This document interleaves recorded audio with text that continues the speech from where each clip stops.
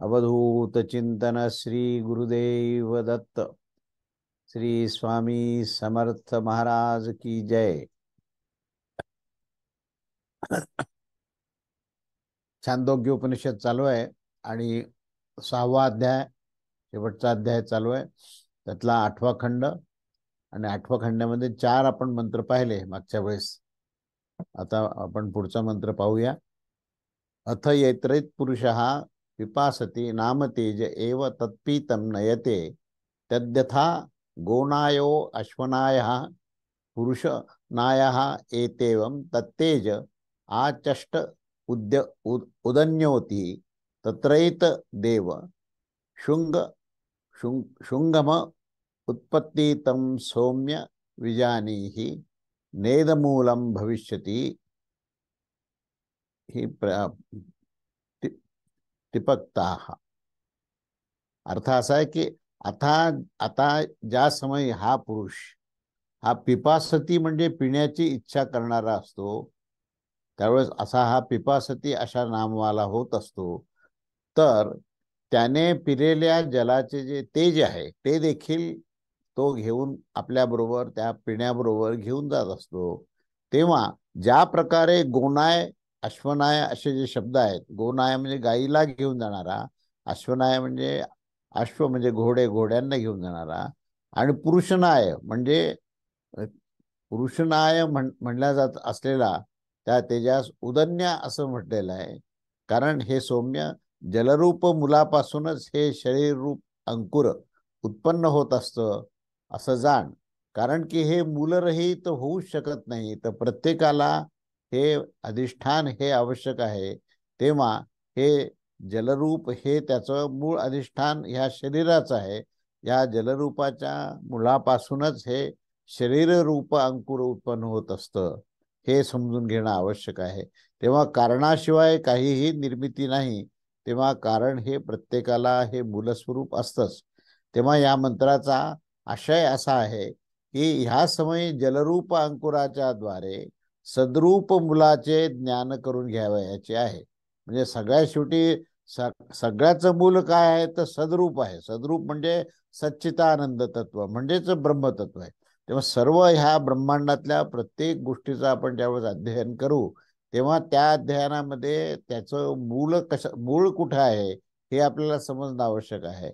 म्हणून या ठिकाणी आता आपण जलरूप अंकुराचा अभ्यास करताना त्याच्या माध्यमातून सद्रूप मूल ह्याचं ज्ञान आपल्याला करून घ्यायचं आहे. म्हणजेच सच्चिदानंद ब्रह्मतत्वाचं आपल्याला अध्ययन करायचं आहे, त्याचं ज्ञान घ्यायचं आहे. अशा या अभिप्रायाने अरुणी आपल्या मुलाला सांगतोय की ज्या समयी हा पुरुष पिपासती म्हणजे पिण्याच्या इच्छा करत असतो तेव्हा त्याला पिपासती असं नाम त्याला प्राप्त होतं. अशिशिती या नामाच्या समान हे देखील त्याचे गौण नामच आहे. कारण ते भक्षणासाठी केलेले जे द्रवीकृत अन्न आहे ते घेऊन जाणारे जे जल असतं, जर त्या तेजाच्याद्वारे शोषित न केला जात असेल तर आपल्या या बहुलतेच्या कारणाने हे अन्न हेच त्याचं कारण असणारे हे अंकुरभूत जो देह त्याच्यातून निर्माण होतो. म्हणजे देहाची निर्मिती ह्या अन्नाने होते, परंतु अन्न जे आहे हे प्रभावी केव्हा होतं की जेव्हा त्याच्यामध्ये जल असतं. जल प्रभावी केव्हा होतं तेव्हा त्याच्यात तेज असतं. आणि सरते शेवटी त्याचं अधिष्ठान काय आहे, मूळ कारण काय आहे तर ते सत्तत्व आहे. सद्रूप त्याला म्हटलेलं आहे, सच्चिदानंद तत्व आहे आणि तेच हे ब्रह्मतत्व आहे. तेव्हा या अशा विभिन्न कारणाने अन्नाचं हे अंकुरभूत देहास ही आर्द्रता प्राप्त होते आणि त्यातच ते शिथिल होतं. तेव्हा देहभावामध्ये परिणित होताना जलाच्या तेजाद्वारे शोषित केल्या जाणाऱ्या तेजाद्वारे आणि सर्वसार शोषित केल्या जाण्यावरच पुरुषाच्या ह्या त्याच्यामुळेच पुरुषाला जल पिण्याची इच्छा प्राप्त होते. आणि अशी इच्छा जेव्हा होते तेव्हा त्याला काय आपण म्हणतो तर पिपासती असं त्याला नाम प्राप्त होतं. तेव्हा त्या बाबतीमध्ये श्रुती देखील असंच सांगत आहे की त्या समयी पिल्या जाणाऱ्या जल आदीचे जे तेज आहे ते ते ह्या सुखकर असून ते देहागत त्याचं पुढे काय काय रूपांतर होते आपण पाहिलं की त्या जलाचं रूपांतर पुढे रक्तात होतं आणि अंततः प्राणरूपात होतं. आणि ह्या सगळ्याचं अधिष्ठान जर काही असेल तर ते ब्रह्मतत्व आहे. तेव्हा ज्या प्रकारे गुणाय हा शब्द आला किंवा तेजाय, तेजास उदन्या म्हणजे उदकाच घेऊन जाणाऱ्या कारणाने त्याला उदन्य असं सुद्धा म्हणत असतं. तेव्हा तेजाच्या अर्थाने देखील उदन्या हा जो प्रयोग आहे तो पूर्ववत जलाच्या अर्थाप्रमाणेच अशनायाच्या समान छांदस असा आहे. आणि असा तो जलाचा देखील हे शरीर नामक अंकुरच आहे, जलापासून निर्माण होणार. आणि म्हणून हे जल नावाच्या कारणाने बनणारा जे अंकुररूप शरीर आहे ते जलापासून भिन्न होऊ शकत नाही, कारण त्याचं मूल जे कारण आहे ते जलच आहे. आणि सगळ्याचं मूळ कारण जर काय असेल तर ते ब्रह्मतत्व म्हणजे सत्तत्व आहे. असा हा 5वा मंत्र आपण पाहिला. त्याच्यानंतर पुढचा 6वा मंत्र काय ते पाहूया आपण. तस्य क्व मुलं स्यात् धन्य आत्र अद्भवयोद्भिः सौम्य शुंगेन तेजो मन्विच्छः तेजसा सौम्य शुंगेन सन्मूलम अन्विच्छाः सन्मूलाः सौम्याः सर्वाः प्रजाः सदा यतनाः सत्प्रतिष्ठा यतानुखुल सौम्ये अमतिस्त्रो देवताः पुरुषं प्राप्य त्रिवृत त्रिवृत त्रिवृत के दे के का भवति तदुक्तं पुरस्तादेव भवत्यस्य सौम्य पुरुषस्य प्रयतो वाङ्मनसि संपदत्ते मनः प्राणे प्राणस्तेजसी तेजः परस्यां देवतायाम. असा हा 6वा मंत्र आहे. आणि त्याचा अर्थ महत्वाचा आहे की तो अर्थ असा आहे की हे सौम्य, त्या जलाच्या परिणितभूत जे शरीर आहे त्याचे शरीरा जलाच्या व्यतिरिक्त अन्य कुठेही मूल दिसत नाही. जेव्हा तुम्ही देह किंवा शरीर पाहता तेव्हा त्याच्या मुळाकडे जा की ते शरीर जे आहे हे त्याचं मूल जे आहे हे जल आणि तेज असं आहे. तेव्हा हे प्रियदर्शन, जलरूप अंकुराच्या द्वारे तू तेजरूप मुलांचं संशोधन कर आणि हे सौम्य त्या तेजरूप अंकुराच्या द्वारे सद्रूप मुलाचा तू शोध कर. हे सौम्य, ही संपूर्ण प्रजा ही सन्मुलाच्या आणि सद्रूप आयतन व सद्रूप प्रतिष्ठा लयस्थान असणारी आहे. तेव्हा या सर्वांचा लय त्या सद्रूपामध्येच म्हणजे सत्तत्वातच होतो आणि सर्वांचं मूळ कारण जे आहे सत्तत्वच आहे. तेव्हा हे सौम्य, ज्या प्रकारे ह्या 3 देवता पुरुषाच्या प्रती होऊन त्याच्यापैकी प्रत्येक त्रिवृत होऊन जात असतो, तो मी पूर्वीच तुला सांगितलेला आहे.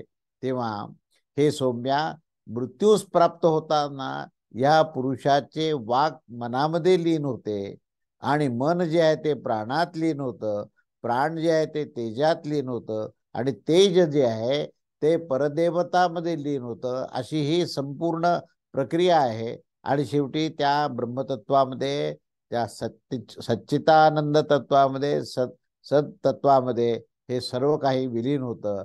तेव्हा या विलिनीकरणाची सुद्धा ही प्रक्रिया या ठिकाणी या मंत्रात सांगितली आहे. तेव्हा ह्या संबंध मंत्राचा आपण आशय पाहूया की त्रिवत्करणाच्या सामर्थ्याने, म्हणजे आपण 3 गोष्टीला एकत्र आपण पाहिलं की अग्नी, जल आणि अन्न या तिन्हीचाही या परिणाम जो होतो त्याला त्रिवत्करण असं म्हटलेलं आहे. तेव्हा त्या त्रिवत्करणाच्या सामर्थ्याने असे ज्ञान होत असते की तेजाचे देखील हे शरीर जे आहे त्याला संज्ञक शुंग असं म्हटलेलं आहे. शुंग म्हणजे कार्य, शुंग म्हणजे ज्याचा आविष्कार होतो तो. तर त्यामुळे तेव्हा जलाच्या कार्यभूत देहात, त्या देहाद्वारे त्याचे मूल जे आहे हे जलाचे ज्ञान होत असते. जलरूप कार्याने त्याचे मूल तेजाचे आकलन प्राप्त होत असते आणि तेजोरूप कार्याने त्याचे मूल सत्तत्व, सच्चे ज्ञान होत असते, असे आपण पूर्वी पाहिले आहे. तेव्हा त्याचप्रमाणे आपण इथेही हीच प्रक्रिया होते की मुळाचा शोध घेत असताना मुळाचा शोध घेतला पाहिजे तर कार्याचा अभ्यास होईल. हे सर्वात मोठा सिद्धांत आहे. नुसतं तुम्ही कार्य पाहाल आणि त्याचं कारण जर कळालं नाही तर कार्याचं अध्ययन, कार्याचं आकलन आणि कार्याचं संपूर्ण ज्ञान हे होऊ शकत नाही. अशा प्रकारे तेज, जल आणि अन्न हे 3 गोष्टी आहेत आणि या तिन्हीचा विकार जो आहे तो वाचारंभण मात्र देहरूप. म्हणजे आपण वाचारंभण मात्र म्हणजे वाचेनी आपण देह आहे असं म्हणतो. तर तो एक प्रकारे विकार आहे, कारण तो ते सत्य नाही आहे. तर त्याचं हे देह कशाने बनलेला आहे, तर तेज जल आणि अन्न, आणि त्याच्याही मूळ कारण काय असेल तर सत्तत्व आहे. तेव्हा ह्या सत्तत्वासहित आपण तेजाला, जलाला, अन्नाना पाहून आणि तेज जल अन्न ह्याचं त्रिवृत्त अशा तिन्ही प्रकारचं त्याचा समुच्चय झाला की तो देहरूप आहे. तेव्हा देहरूप हे कार्य आहे आणि त्याचं परमार्थ सत्य जे आहे ते निर्भय, निस्त्राव आणि निरामय हे सद्रूपच आहे. ते सद्रूप ह्या मुलासच अन्नादी परंपरेने जाण, आणि असं सांगून त्याला पुत्राला पुढे ते सांगतात अरुणी की त्याच्याशिवाय आशिषी शती आणि पिपासती ह्या सर्व नामाची प्रसिद्धीद्वारे या प्रकरणामध्ये जो पुरुषाच्या द्वारे उपभोगामध्ये प्राप्त केलेल्या तेज, जल आणि अन्न याच्या जातीचा जो सांकर्य म्हणजे न त्याचा समुच्चय न करताना केवळ भूत आणि इंद्रियाच्या संघभूत या शरीरभूत पोषकत्वास दाखवणे हे प्राप्त होत असतं. पण तरी देखील ते देखील वर दाखवण्यात आल्याप्रमाणे असं जाणलं पाहिजे की ह्याचं मूलतत्व जे आहे हे सत्तत्व आहे. आणि हे दाखवण्यासाठी अरुणीने प्रथम सांगितलेला प्रसंगच इथे निर्देश करतात की हे सौम्य, ज्या प्रकारे ह्या तेज, जल आणि अन्न संज्ञक तीनही देवता पुरुषास प्राप्त होऊन त्यापैकी प्रत्येक त्रिवृत्त होऊन जात असतात, त्याबद्दल पूर्वीच आम्ही सांगितलेले आहे. तेव्हा खाल्लेलं अन्न जे आहे ते 3 प्रकारात होऊन जातं. आपण पाहिलं पूर्वी की प्रत्येकाचा 3 विभागामध्ये कसं विभागीकरण होतं. तेव्हा खाल्लेलं अन्न 3 प्रकारात होऊन जातं, ही बाब इथे सांगून ठेवली आहे. तेच इथे दाखवत आहेत की भक्षण केलेल्या अन्नादिकाचे जे मध्यम भाग असतात ते त्या मध्यम भागातून 7 धातूवाले तत्व तयार होतात. या अन्नापासून 7 धातू तयार होतात आणि ते शरीर जे निर्माण होतं तर कसं निर्माण होतं की अन्नापासून पहिल्यांदा त्याचं विघटन होतं आणि त्या विघटनाद्वारे 7 धातूवाले म्हणजेच त्वचा, रक्त, मांस, मेद, मज्जा, अस्थि आणि वीर्य अशा ह्या 7 तत्वांनी असणाऱ्या शरीराचे पोषण हे अन्नाद्वारे होत असते. जसे मांस तयार होत असते, लोहित तयार होत असते, मज्जा तयार होत असते, अस्थि तयार होत असते इत्यादी. आणि हे देखील सांगण्यात आलं आहे की त्याचा जो काही सूक्ष्मतम भाग आहे तो म्हणजे मन, प्राण आणि वाक. म्हणजे अंतिम त्याचा सूक्ष्म भाग काय असेल तर त्याच्यापासून अन्नापासून मन तयार होतं आणि याच्या जलापासून प्राण तयार होतं आणि तेजापासून वाक तत्व म्हणजे वाणी तयार होते. असे या तिन्ही पासून अंतिम सूक्ष्म पातळीमध्ये मन, प्राण आणि वाक तयार होतं आणि मध्यम स्थितीमध्ये हे सप्त धातू तयार होतात. तेव्हा अंतःकरणामध्ये संघाताचे पोषण करत असताना तो मन होत असतो, तो प्राण होत असतो आणि तो वाक होत असतो. या तिन्हीमध्ये तिन्हीचा जो भाग आहे तो ह्या जलाचा, अन्नाचा आणि या जलाचा, अन्नाचा आणि तेजाचा अशा तिन्हीचा जे काही अंतिम परिवर्तन जे आहे ते मन, प्राण आणि वाक या भागामध्ये होतो. तेव्हा हा जो प्राण आहे आणि इंद्रियाच्या संघात देहाचा हा संपूर्ण नाश होईपर्यंत तो जीवाच्या अधिष्ठित असलेला असतो आणि ज्या क्रमाने पूर्व देहापासून अलिप्त होऊन अन्य देहास प्राप्त होऊन जात असतो त्याचं वर्णन अरुणी हे करतात आणि सांगतात. अरुणी सांगतात की हे सौम्य, या पुरुषाच्या मृत्यूसमयी काय होतं. आता ही उलट प्रक्रिया होते. म्हणजे ज्याप्रमाणे सृष्टी निर्माण होण्याची प्रक्रिया सांगितली तेव्हा सृष्टीचा लय कसा होतो तसं मृत्यू हा ह्या प्रकृतीचा लय आहे. पुरुषाची जी प्रकृती आहे त्या स्थूल देहाचा, अन्नमय कोशाचा हा मृत्यू आहे. तेव्हा मृत्यूसमयी वाणी जी आहे ती मनास प्राप्त होते आणि वाणी जी आहे ती मनामध्ये उपसंहार होतो त्याचा. त्यावेळेस असं सांगितलं जातं की हा आता बोलत नाही. वाणीचा व्यापार हा मनपूर्वक होत असतो. म्हणजे केवळ मनाने वाणी संपते आणि मनानेच फक्त तो बोलत असतो. तेव्हा मनपूर्वक हे चिंतन होत असतं आणि जे विचार मनामध्ये चिंतनात येत असतात तेच तो त्या नेहमी वाणीने बोलत असतो. असं ही श्रुतीने सांगितलंय. तेव्हा वाणीचा मनात उपसंहार झाल्यावर मन केवळ मनव्यापार करताना वर्तमान काळातच राहत असतं. ज्या समयी मनाचा देखील उपसंहार होतो त्या समयी मन जे आहे ते प्राणात लीन होत असतं. आणि तेव्हा जवळपास बसलेले जातीवाले सांगत असतात की आता हा तर कोणाला ओळखत नाहीये. तेव्हा या समयी त्याचे बाह्य इंद्रियाचा आपला स्वतःमध्ये म्हणजे मनामध्ये उपसंहार झालेला असतो. आणि तो प्राण जो आहे तो ऊर्ध्वश्वासी म्हणजे उच्छ्वास सोडण्याच्या श्वास उच्छ्वासाच्या माध्यमातून तो संवर्ग विद्येमध्ये प्राण हा वाघाधीस आपल्यामध्ये म्हणजे म्हणजे वाणीस आपल्यामध्ये लीन करून घेत असतो. आणि हातपाय आपटत असताना समजा की मर्मस्थानी छेदन करताना तो आता बहिर्गत होण्यासाठी क्रमशः उपसंभ्रत होऊन तेजात लीन होऊन जात असतो. तेव्हा जातीवाले म्हणतात की आता हलत नाही डुलत नाही. आणि नंतर त्यांना शंका येते की आता हा मेला की काय. आणि म्हणून ते पाहण्यासाठी ते देहाला स्पर्श करतात आणि देहात उष्णता आहे असे पाहून म्हणतात अरे अजून तर हे शरीर उष्ण आहे. तेव्हा जीवन चालू आहे बरं का. ज्या समयी उष्णताच ह्या समयी उष्णताच हे त्याच्या जिवंतपणाचं लक्षण आहे. आणि म्हणजेच उष्णता म्हणजेच तेज.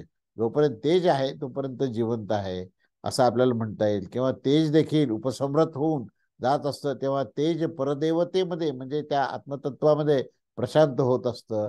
तेव्हा अशा प्रकारे क्रमशः उपसंहृत होऊन मनामध्ये आपल्या मूलभूत परमदेवतेस हे प्राप्त झाल्यावर त्यामध्ये तो स्थिर होतो. जीव देखील त्या आत्मतत्वामध्ये स्थिर होतो आणि सुषुप्त कालाच्या समान त्याची ती स्थिती ही म्हणजे निष्प्रभ अशी झालेली असते, निष्क्रिय अशी झालेली असते. तेव्हा ह्याचा उपसंहार जो आहे मनाचा उपसंहार हा उपसंहृत होताना सत्यानुसंधान पूर्वक ही उपसंहृत होत असताना तो अंततः सतलाच प्राप्त होऊन जात असतो. निद्रेतून जागृत झालेल्या पुरुषाच्या समान पुन्हा देहांतरास तो प्राप्त होत नाही. ज्या प्रकारे की लोकांमध्ये भयपूर्ण देशामध्ये राहणारा हा कोणी प्राणी कशा प्रकारे अभय देशामध्ये पोहोचून गेल्यावर पुन्हा त्याला त्या परतून तो फिरून परतून येत नसतो, त्याच प्रकारे हा देखील तो जेव्हा मृत्यू झाल्यानंतर त्या देहात परत येत नाही. परंतु अन्य जे अनात्मज्ञ म्हणजे जे आत्मतत्वावर विश्वास ठेवत नाहीत असे अनात्मज्ञ आहेत ते निद्रेतून जागे झालेल्या पुरुषाच्या समान मृत्यूनंतर त्याच्या मुळात ज्या मुळाने जीव उठून त्या देहामध्ये प्रवेश करत असतो तो उठून पुन्हा देहपाशामध्ये प्रवेश करत असतो. अशा प्रकारची यांची भूमिका आहे. त्यानंतर या संदर्भापुढे पुढचा मंत्र 7वा मंत्र असा आहे की सय एशोणी मैत आध्यात्म्य इदम सर्वम तत्सत्यम सत्यम सम आत्मा तत्वमसी श्वेतकेतो इति भूय एवमा भगवान विज्ञापयत्विति तथा सौम्याति होवाच. तेव्हा अर्थ असा आहे की हे तो तो जो काही हे आणिमा म्हणजे त्या सूक्ष्म पातळीवर तो जातो तेव्हा त्याच्याशी एकरूप होतो. तेव्हा सर्व काही आहे आणि तेच खरं सत्य आहे. तोच आत्मा आहे, तेच सत्तत्व आहे. आणि श्वेतकेतू ते जे काही आहे तेच तू आहेस. अरुणीच्या अशा प्रकारे सांगण्यावर श्वेतकेतू म्हणाला की भगवान तुम्ही काय सांगताय मला संपूर्ण कळालं नाही. मला पुन्हा एकदा व्यवस्थित समजावून सांगा. तेव्हा अरुणीने न कंटाळता सांगितलं की ठीक आहे सौम्य, मी पुन्हा एकदा तुला सांगेन. तेव्हा या मंत्रामध्ये असा आहे की जो संज्ञक आणिमा अणुत जगताच्या मूलस्थानी दाखविले गेलेले अणु इथे म्हणजे सूक्ष्म या अर्थाने आणिमा असं सांगितलंय. म्हणजे सूक्ष्मात अतिसूक्ष्म अंतिम सूक्ष्म आत्मतत्व आहे आणि तेच सत्तत्व आहे. तर ते जगताच्या मूलस्थानी दाखवलेलं आहे. आणि ऐततात्म्य हे सर्व काही हे सर्वांची हे सत आत्मा हे ह्याच्यामध्येच तू सर्व काही आहे. त्यास एतदात्म्य असं म्हटलेलं आहे. अर्थात या संज्ञक सांगतात की त्याचा भाव एतदात्म्य आहे. अर्थात हा संज्ञक आत्म्यापासूनच हे सर्व जगत हे आत्मवान आहे आणि याचा आत्मा कोणी संसारी नसतो. जसे की याचा अन्य कोणी दृष्टा नाही. म्हणजे तो आत्मतत्व कसा आहे की तोच दृष्टा आहे आणि तोच दृश्य आहे. त्यामुळे त्या आत्म्याला अन्य कोणीही दृष्टा नाही, अन्य कोणीही श्रोता नाही, अन्य श्रुतीनेही तो श्रुतीनेच तो केवळ प्रमाणित होत असतो. आणि ज्या आत्म्याने हे सारे जगत आत्मवान आहे तेच संसज्ञक कारण सत्य अर्थात परमार्थ सत्तत्व आहे. तेव्हा तो आत्माच जगताचे प्रत्यक्ष स्वरूप सत्तत्व अर्थात पथात्म यथात्म्य असे त्याला म्हटलं आहे. कारण की ज्या प्रकारे गो आदी शब्द हे बैल गाय आदी सर्वांना धरूनच गो शब्द आहे आणि त्याच्यानेच तो रूढ झालाय, त्याच प्रकारे उपपदरहित आत्मा शब्द जो आहे तो प्रत्येगात्मामध्ये रूढ झालेला आहे. तेव्हा श्वेतकेतू हे सत्तत्व जे आहे ते तूच आहेस अशा प्रकारे प्रतिती केलेल्या त्या पुत्राने पुन्हा एकदा विचारलं की भगवान आपण मला पुन्हा एकदा समजून सांगावं, कारण हे सगळं त्याला क्लिष्ट वाटत असतं. आणि त्यामुळे तो श्वेतकेतूला परत परत पुन्हा तो म्हणतो की हे जे काही तुम्ही सांगता आहात ते मला परिपूर्णपणे समजत नाही, म्हणून माझी अशी विनंती आहे की तुम्ही मला पुन्हा एकदा सांगा आणि माझा जो सूक्ष्म संदेह आहे तोही संपूर्ण तुम्ही काढा. तेव्हा संपूर्ण प्रजा दररोज सुषुप्तीमध्ये सतला प्राप्त होत असते आणि तेव्हा विषयामध्ये मला संदेह आहे की तो ह्या सतला प्राप्त होऊन गेला आहे की नाही, असं त्याला शंका आलेली आहे. कारण ह्या कारणाने तात्पर्य असं आहे की आपण मला असा काही दृष्टांत परत एकदा समजावा की ज्याच्या कारणाने तुम्ही जे काही सांगताय ते मला कळालं पाहिजे. तेव्हा त्यावर पित्याने सांगितलं की हे सौम्य ठीक आहे, मी पुन्हा एकदा तुला सांगेन. आणि तेव्हा इथे हा 7वा मंत्र संपतो आणि अशा प्रकारे छांदोग्य उपनिषदातील 6व्या अध्यायातील हा 8व्या खंडाचं भाष्य जे आहे ते इथे परिपूर्ण होऊन 8वा खंड इथे संपलेला आहे. त्यानंतर पुढे 9वा खंड आपण सुरू करूया. तेव्हा 9व्या खंडामध्ये आता सुषुप्ती याच्यावर अभ्यास आहे. सुषुप्तीमध्ये सच्च्या प्राप्तीचं ज्ञान न होण्यामध्ये त्यांनी काही दृष्टांत सांगितले. त्यामध्ये मधमाशांचं दृष्टांत सांगितलंय. म्हणजे सुषुप्ती म्हणजे निद्रा आणि निद्रेमध्ये आपल्या अस्तित्वाची ही जाणीव राहत नाही. जाणीवेचंही जाणीव सुद्धा संपते म्हणून आपण सुषुप्ती म्हणतो. आणि त्या निर्णीव झाल्यानंतर त्या निर्णिवेमध्ये आपल्या अस्तित्वाचं सुद्धा आपल्याला कुठल्याही प्रकारचं ज्ञान राहत नाही. आणि म्हणून हे कसं आहे तर त्यांनी आता काही दृष्टांत घेऊन इथे सांगितलं आहे. त्यामध्ये मधमाशांचा हा दृष्टांत दिलेला आहे. तेव्हा अरुणी म्हणतो की तू जे काही विचारत आहेस की प्रजा जे प्रतिदिन सतला प्राप्त होऊन देखील ते जाणत नाही की आम्ही सतला प्राप्त होऊन गेलो आहोत काय. आता निद्रेमध्ये त्याची जाणीव जर संपली असेल आणि जर कोणी त्याला असं म्हणेल की तो सतला प्राप्त झालेला आहे म्हणजे आत्मस्थितीमध्ये तो गेला आहे, तर तो जाणतच नसेल तर त्याला हे कसं समजेल की तो सत्तत्वाला प्राप्त झालेला आहे. तर ते आम्हाला स्पष्ट करा म्हणून सांगितलं आहे. म्हणून त्यांनी इथे अज्ञान कोणत्या कारणाने आहे, कोणत्या विषयासंबंधी आहे याच्याबद्दल आता ह्या मंत्रामध्ये इथे वर्णन केलेलं आहे. तेव्हा 9व्या खंडातला हा जो पहिला मंत्र काय आहे तो बघ. यथा सौम्य मधुकृतो निस्तिष्ठन्ति नाना त्यत्ययानां वृक्षाणां रसान मम वहार अश्वकेतां रसम गमयंती. हे सौम्य, ज्या प्रकारे मधमाशा मध तयार करत असताना विविध प्रकारच्या दिशेकडे जाऊन वृक्षांचे रस काढून त्या सर्व रसांना एकत्रित करून त्यापासून ते मध निर्माण करत असतात, अशा प्रकारे त्यांनी पहिल्यांदा ज्या प्रकारे म्हणून हे दृष्टांत पहिल्यांदा दिलेलं आहे. त्याचा आशय असं आहे की ज्या प्रकारे लोकांमध्ये मधुकृत म्हणजे मध करत असतात, त्या मध करताना त्या मधमाशा ज्या आहेत त्या तत्पर होऊन मध तयार करत असतात. कशा प्रकारे तयार करत असतात तर नाना प्रकारचे व विविध दिशेकडे जाऊन ते विविध वृक्षांचं रस काढून त्या रसांना ते मधुरूपास एकत्र करतात आणि त्याची प्राप्ती करून देत असतात. अर्थातच ते मधाला प्राप्त करून घेत असतात असं पहिल्यांदा या पहिल्या मंत्रात सांगितलंय. आता त्याप्रमाणे पुढे काय, तर हा दृष्टांत आहे तर त्या दृष्टांताचा संदर्भ पुढे सांगतात. मंत्र क्रमांक 2.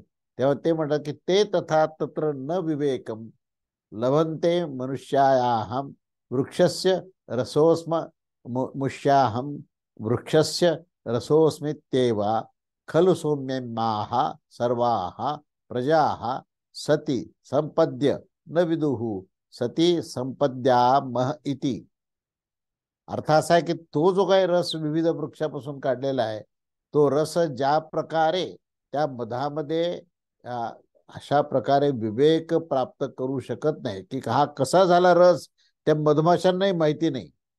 मधमाशा वृक्षापासून रस काढतात आणि वृक्षाचा जो रसाचा समुच्चय हा एकत्र करून त्याचा मध निर्माण करतात. तो कशा प्रकारे करतात या संदर्भातलं ज्ञान प्राप्त करण्याचं जे विवेक सामर्थ्य आहे ते त्यांच्याकडे नसतं.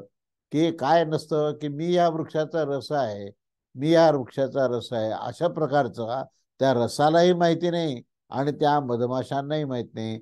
पण तरीही त्या सर्व रसांचं एकत्र करून ते त्या ठिकाणी ते मध निर्माण करतात. तेव्हा हे सौम्य ठीक अशाच प्रकारे म्हणजे हे जसं उदाहरण आहे त्याच प्रकारे ही जी संपूर्ण प्रजा जी आहे ती सतला प्राप्त होऊन जाते असं जाणवतच त्यांना जाणतच नाही आणि सतला प्राप्त आपण झालेलो आहोत असं त्यांना कळतच नाही. ज्या प्रकारे त्या मधमाशा आपल्या मधून मध तयार करताना त्यांना ही नेमकं कसं झालं आणि आपण कुठे येऊन पोचलो हे कळत नाही, त्या प्रकारे ही जी प्रजा आहे ही प्रजा शेवटी मृत्यूनंतर सतला प्राप्त होते असं त्यांना कळतच नाही आणि आपण सतला प्राप्त झालो असं त्यांच्या मुखातून हे असं निवेदन सुद्धा येऊ शकत नाही.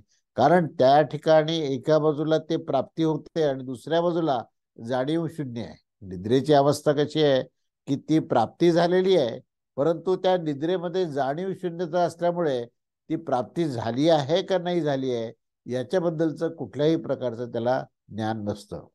म्हणजे या मंत्राचा आशय असा आहे की मधुरूपाने एकत्र केलेल्या या वृक्षाच्या रसाबद्दल ज्या प्रकारे त्या मधूस स्वतःला अशा रीतीने प्राप्त करण्याचा विवेक सिद्ध होत नाही, तर हे कशा प्रकारे होतं की मी या आंब्याच्या अथवा अन्य वृक्षाचा जो रस आहे, ज्या प्रकारे की लोकांमध्ये बहुत अशा चेतन प्राण्याचा एकत्रित झाल्यानंतर अशा प्रकारे विवेक होत असतो साधारणपणे की मी याचा पुत्र आहे, मी याचा नातेवाईक आहे वगैरे.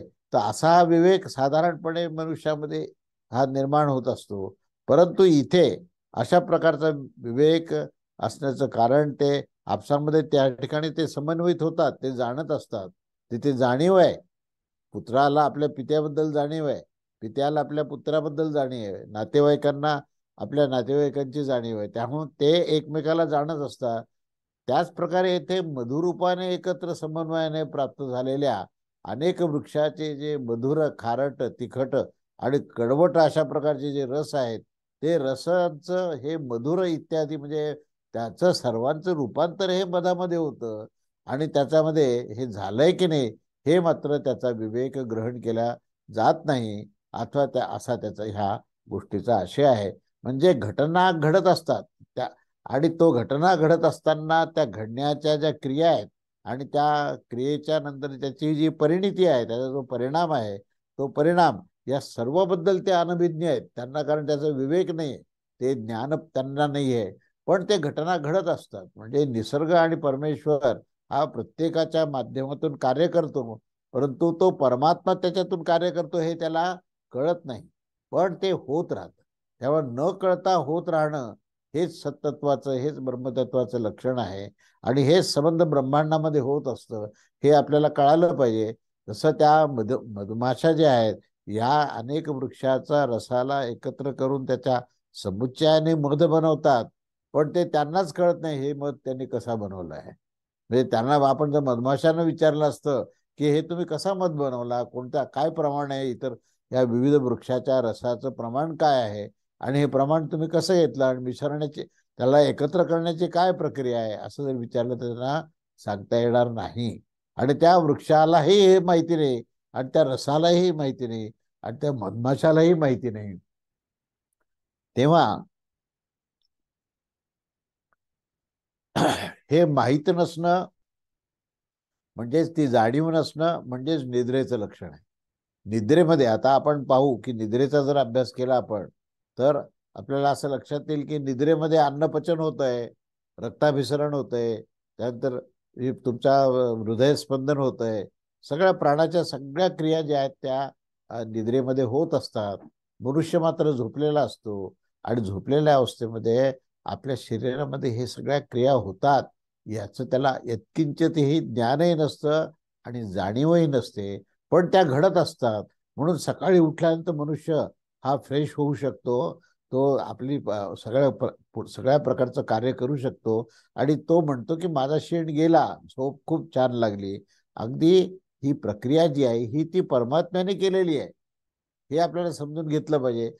अगदी त्याच प्रकारे ते मधमाशा जे आहेत ते सर्व प्रकारचे वृक्षाचे रस एकत्र करतात आणि त्याचं मध बनवतात, पण तो कसा बनला हे त्यांना सांगता येत नाही.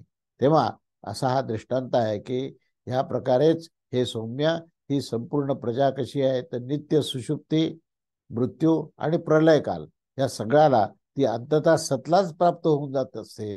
परंतु त्याची त्याला जाणीव होत नाही की आम्ही सतला प्राप्त झालो आहोत अथवा आम्ही ह्या ब्रह्मतत्वाशी एकरूप झालो आहोत, ह्याची त्याला जाणीव होत नाही. कारण अशा प्रकारे आपल्या ह्या सद्रूपाशिवायच जाणण्याने सतची प्राप्ती होत असते.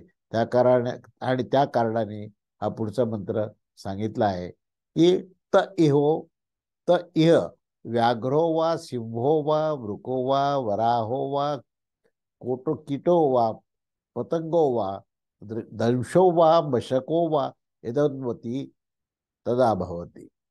अर्थ असा आहे की ज्या लोकांमध्ये व्याघ्र, लांडगा, डुक्कर, कीटक, पतंग, डास आणि मच्छर या अन्य असे जे जे काही असतात ते सुषुप्तीच्या पूर्वी हे होत असतात आणि ते पुन्हा पुन्हा निर्माण होत असतात.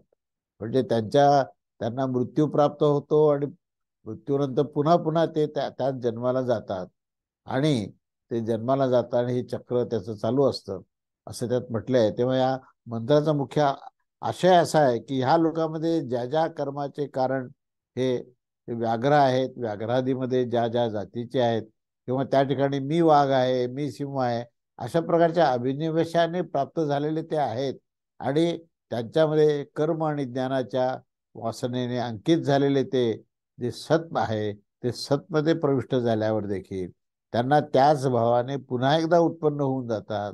वस्तुतः ज्यावेळेस त्यांचा मृत्यू झाल्यानंतर ते सतशी त्या ठिकाणी एकरूप झालेले आहेत, पण त्यांना ते कळत नाही. ही सगळ्यात मोठी समस्या आहे. म्हणजे मृत्यू प्राप्त झाल्यानंतर त्याची जाणीव नेणीव संपते, परंतु क्रिया चालू असते. त्याचं जे काही कर्तव्य आहे ते कर्तव्य त्या जीवात्म्याच्या माध्यमातून होत असतं आणि त्या कर्तव्यात त्या कर्माच्या परिणाम स्वरूपातच त्याला पुन्हा एकदा तो देह प्राप्त होतो. मनुष्य जन्मतो, मृत्यू होतो आणि पुन्हा एकदा तो मनुष्याच्या जन्माला जातो. पण त्याला ते कळत नाही की आपण हे कसं काय चाललंय आणि इथे सतत्वाचा निश्चित काय कशा प्रकारे त्याचा परिणाम आहे. तेव्हा सतत्वामध्ये प्रविष्ट झाल्यावर देखील त्याच भावाने तो पुन्हा एकदा उत्पन्नही होऊन जातो आणि सतने पुनश्च परत येऊन तो पुन्हा एकदा हे सर्व जे काही प्राणी आपण आता पाहिले, पतंग, डास, कीट, सिंह, वृक, वराह, वाघ वगैरे हे सगळे जे आहेत तो पुन्हा एकदा होतो, पुन्हा एकदा मृत्यू होतो आणि हे जन्ममृत्यूचं चक्र चालत असतं. पण त्याला त्याच्याबद्दलची काहीही जाणीव नसते, कुठल्याही प्रकारचं ज्ञान नसतं. पण ही घटना जी घडते ती परमेश्वराच्या व्यवस्थेप्रमाणे, त्यांच्या व्यवस्थापनेप्रमाणे आणि ते स्वतः व्यवस्थापक होऊन ते ह्या सर्व क्रियेला कार्यरत असतात, हे आपल्याला समजलं पाहिजे. पण त्या परमेश्वराला सुद्धा हे करत असताना कर्तृत्व भाव नसतो, मी हे केलंय अशा प्रकारचा भाव नसतो. असं प्रकारचे हे लोक तयार होतात आणि पुन्हा पुन्हा ते फिरून पुनश्च जन्ममृत्यूच्या चक्रामध्ये फिरत असतात.